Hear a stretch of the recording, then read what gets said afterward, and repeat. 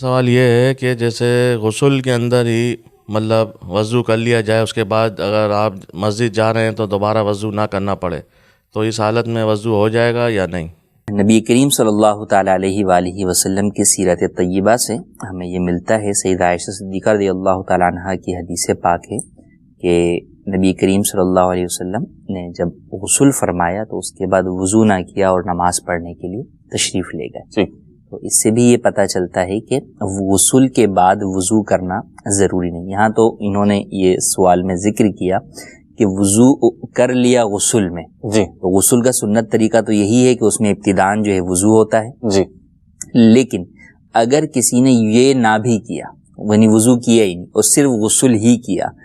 تو بھی دوبارہ وضو کی حاجت نہیں ہے، کیونکہ غسل کے اندر اعضائے وضو خود بخود ہی دھل گئے، کیونکہ غسل میں تو سارے جسم پر پانی بہانا ہے، جبکہ وضو کے اندر جو ہے وہ 3 اعضاء پر پانی بہانا ہے اور ایک کے اوپر جو ہے وہ مسح جو ہے وہ کرنا ہے۔ تو غسل میں چونکہ یہ اعضاء بھی دھل گئے تو لہٰذا مزید وضو کی حاجت نہیں ہے۔ ہاں یہاں پر ایک پبلک کے اعتبار سے ایک وسوسہ پایا جاتا ہے کہ چونکہ اس وقت انسان برہنہ ہوتا ہے، بے لباس ہوتا ہے، تو وضو کیسے ہوگا، یا اپنے آپ کو دیکھ رہا ہے، تو وضو کے وقت جو ہے وہ مستحب تو یہ ہے کہ ستر جو ہے وہ چھپا ہوا ہو، لیکن اگر نظر آ رہا ہے تو اس سے وضو ٹوٹتا نہیں ہے۔ تو اپنا ستر دیکھنے سے یا کسی کا بھی خدا نخواستہ دیکھ لیا تو اس سے وضو نہیں ٹوٹتا، تو لہٰذا اگرچہ برہنہ ہیں اور اس وقت پانی بہہ گیا اور اعضائے وضو کے اوپر کمپلیٹ جو ہے وہ پانی بہہ گیا، تو آپ کا وضو بھی ہو گیا غسل کے ساتھ، تو آپ ڈائریکٹ نماز پڑھ سکتے ہیں۔ ہم سے یہاں پہ 2 باتیں فرما دیں۔ ایک تو یہ کہ عوام میں کانسیپٹ پایا جاتا ہے جی نیت تو ہم نے کی تھی غسل کی، اب جو آپ فرما رہے ہیں کہ بھلے سنت طریقے سے نہ بھی کیا ہو، جو اعضائے وضو شروع میں دھونے کی ایک ترتیب ہے وہ نہ کی بھی ہو، صرف سارے جسم پہ پانی بہایا، تو وہ بہایا پانی غسل کی نیت سے، وضو کی نیت سے تو بہایا۔ دوسری بات یہ کہ وضو میں ہے سر کا مسح کرنا فرض، اب یہاں تو سر کا مسح کیا نہیں ہے تو بال سب دھل گئے، تو ان دونوں کا کیا ہوگا؟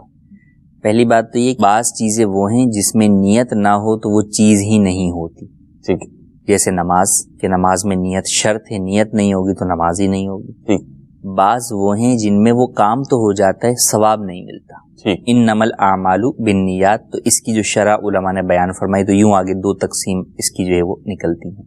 تو وضو ان اعمال میں سے ہے کہ پانی پھرنے سے، پانی بہہ جانے سے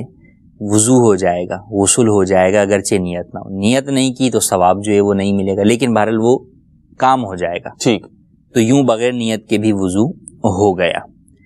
اور جہاں تک جو ہے وہ مسح کا تعلق ہے، تو چونکہ مسح جو ہے وہ اس کے اندر تو فقط تری پہنچانا ہے، جب تری سے زیادہ اس کا پانی ہی پہنچ گیا تو بدرجہ اولا جو ہے وہ کام مکمل ہو گیا، تو یوں ہو جائے گا۔ اور عام اس کے اندر بھی